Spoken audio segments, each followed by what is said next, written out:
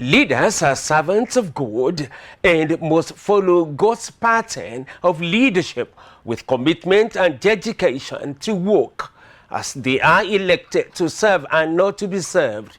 A leader should not occupy position for selfish interest, but for the sake and well-being of the people. This was the assertion of the Bishop of Niger West Anglican Diocese, the Right Reverend Johnson Ekwe, during an interview with ACNN news correspondent in Abuja.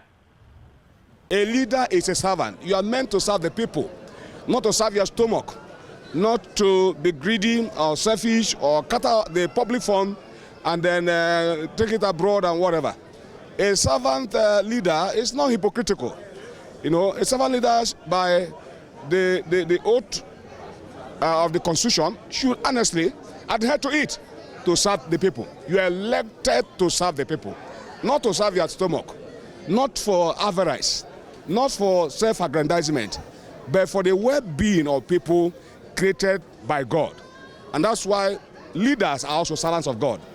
The God's pattern and Jesus' model is that a servant should not wait to be served, but to serve. You're a leader. Yes, you're a leader. You're not a boss. So you don't wait to be served, but you serve. So with your commitment and with resources and make sacrifices. You know, because you are a servant to God, called politically to take care of God's people.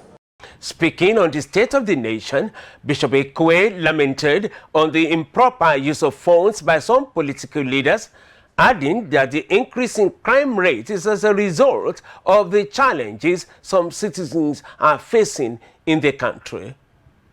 Who aspire for political posts and offices and positions to amass wealth for themselves. And then the worst is that some of this wealth they amass, they go to store it outside overseas. And then while Nigerians are wallowing in abject poverty, for example, you have problem of unemployment. The teeming youth who have graduated from the universities, you know, various grades, have no job, and they move around here and there, and it's creating social vices. People get into all kinds of things to earn a living, like of course the scam, kind of fraudsters, media fraudster, whatever, everywhere, social media and internet fraudulence, whatever, all to make a living.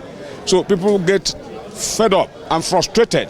You know, if you graduate and you're a youth, you don't have a job, you don't have an identity.